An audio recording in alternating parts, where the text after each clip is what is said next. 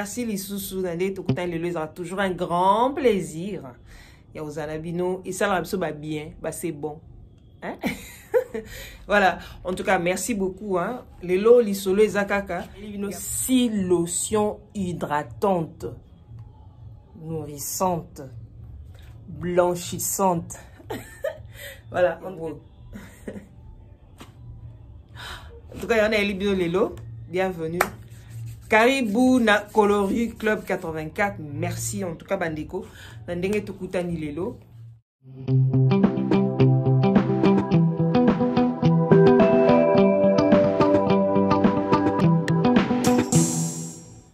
Nega mbaki bato bazana besoin de changer peau, a besoin à tela. A besoin comme mundele, a comme metiola, aza metiola alinga comme mundele. Alors yango na libino lelo 6 na classant au 6 parce que mutna mutana style mutna mutana ingrédient na ye mutna mutana style na ye mutna mutana ndenge na ye akoko telisela yo et dépendre pe na ndenge yo salela.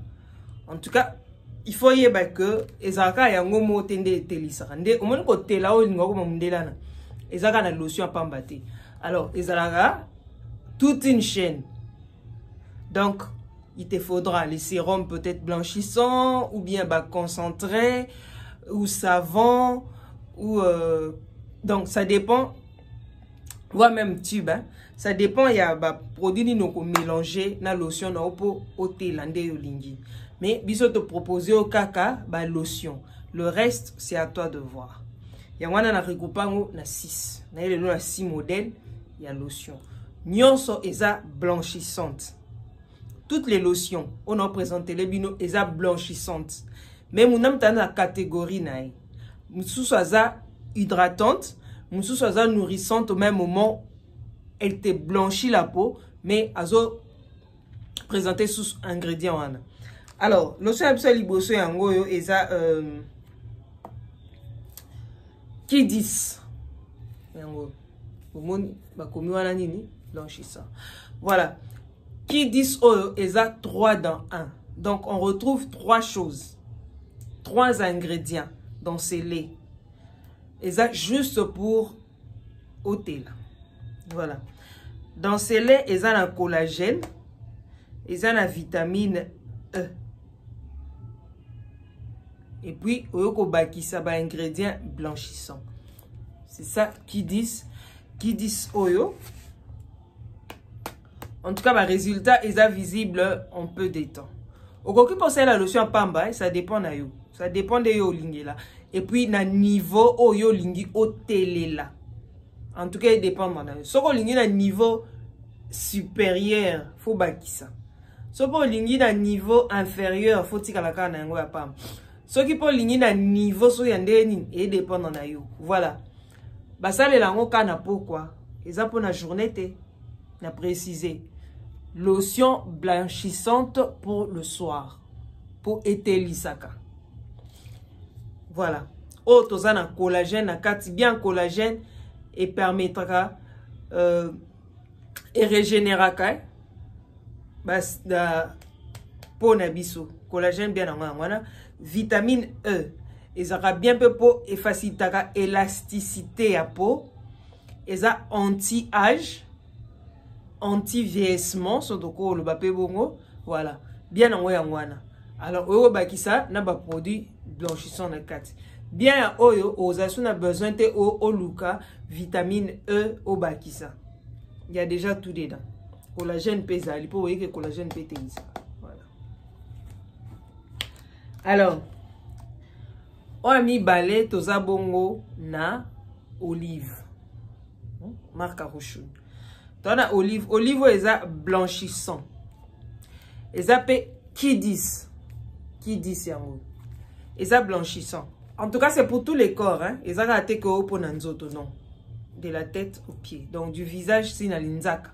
Okoko sa elango en tout cas problème ezate. Eza bongo esalami bongo na olive, vitamine E, oye bakisa collagène. So ba collagène, valeur à vitamine E nanzoto sur notre peau. En tout cas, il y a des vidéos au coquille kotala. Ba explication déjà ezala kuna na kati. Voilà. OK. Alors, après wana toye koya toye yana oyo 3 dans 1. Go ezaka ba 3 dans 1. Voilà. Eza rouchoun ya vitamine 3 dans 1. Voilà.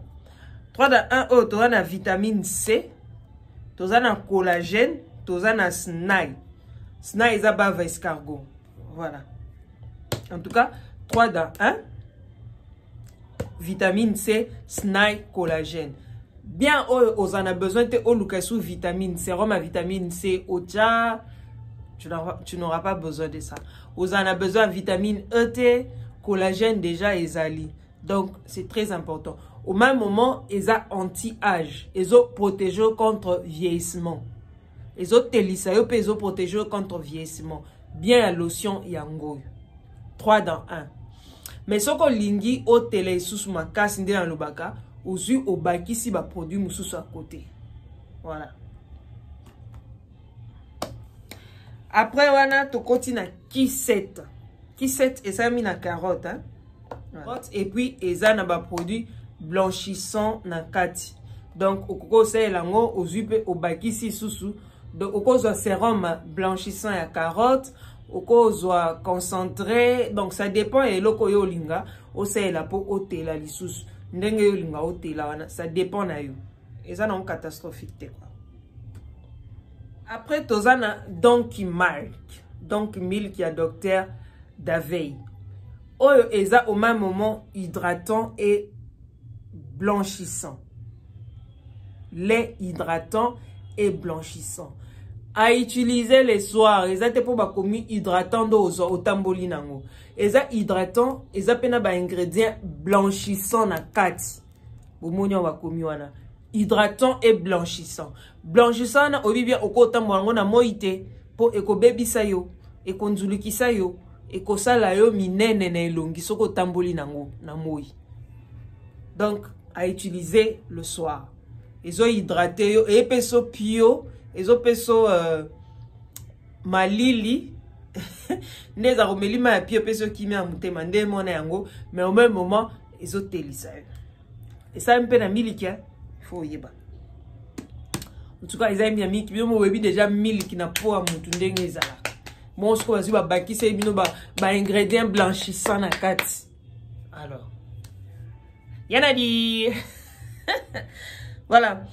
Après ça, tu as ce qu'on a vitamine C, toujours avec docteur Davey. Vitamine C. Mais ils ont un produit blanchissant na kati. Ils ont la vitamine C. Bien peu pour na bateau bazakana ba bouton hein. Bateau a problème à peau acnéique. Il sera bien parce que zo soigneux, aux gens ont besoin de ça vitamine C parce que vitamine C déjà zali mais était lisa au même moment. Donc ou ça les lango eko telisa ba bouton eko éliminer ba bouton et puis ezo telisa yo, c'est très important. Voilà, en tout cas ce qu'on s'appelle nango de kana lubaka okomeli biso otiki message toko réagir wana mutuna otuni toko répondre yo mais ce qu'on yebi déjà que aux anamba na elongi pardon ezate que pour ça elango sous na elongi po erbe biso déjà pour elongi na yo eza déjà erbeba oko ça elango juste na nzoto suka kaka na elongi te soki elongi no déjà eza bino mo boye biso eza dans ba caché et ça déjà carte d'Afrique te carte d'Afrique bien carte du Congo même ça carte du Rwanda po ça non ka mukie et ça lio alors merci tokutani prochainement bye.